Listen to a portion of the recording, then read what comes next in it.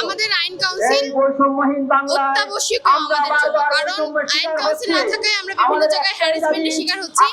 আমরা আমাদের পেশাগত জীবনে এবং কর্মসংস্থানে আমাদের যে ন্যায্য প্রাপ্যটুকু সেটুকু আমরা পাচ্ছি না এবং আমরা উচ্চশিক্ষার অধিকার থেকে বঞ্চিত হচ্ছি।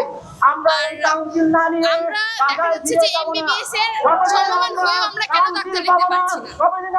আমরা তাদের সেম কারিকুলে পড়ছি, করার পরে আমাদের তিনটা শাস্ত্র সাবজেক্টে পড়ছি, করার পরে আমরা 1 বছর ইন্টার্নি করে আমরা দেখা যাচ্ছে যে আমাদের পেশাগত জীবনে সেই সম্মানটুকু পাচ্ছি না বা আমাদের যে ন্যায্য অধিকারটুকু সেটা থেকে আমরা বঞ্চিত হচ্ছি।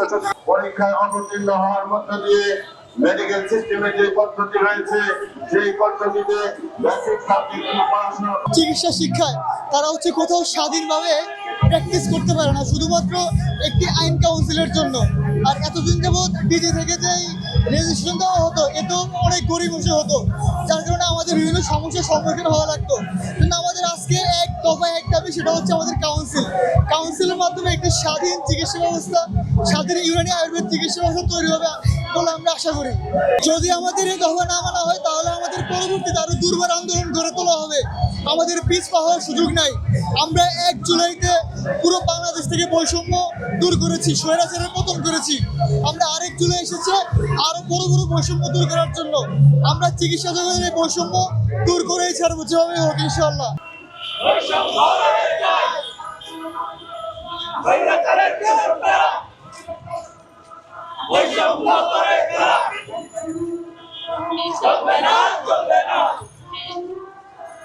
আমরা সরকারি ইউনানি আয়ুর্বেদিক মেডিকেল কলেজ থেকে আসছি।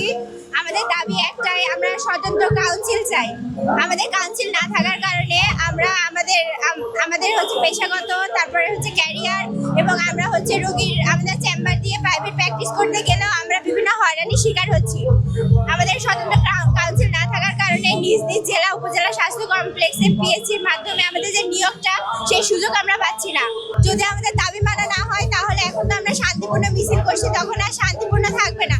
আমরা কঠোর থেকে কঠোরতর হব, যেমন আমাদের হাসপাতালের শাটডাউন দিয়ে দিব। আমাদের পরবর্তীতে ব্যাচ 34 ব্যাচের ভর্তি কার্যক্রম ইতিমধ্যে আমরা বন্ধ ঘোষণা করছি, স্থগিত আছে, সেটা আর আমরা পুনরায় ওপেন করব না। যতদিন না আমাদের কাউন্সিল দাবি আদায় পূরণ হচ্ছে ততদিন আমাদের পরবর্তীতে কোনো ব্যাচ আমরা আসতে দিব না। তোর প্রতিনিধি ভিতরে গেছিলেন, সেখানে বলেছে, আমাদের আশ্বাস দিয়েছে তারা আমাদের 1 দফা দাবির সাথে সহমত পোষণ করেছে। কিন্তু যতদিন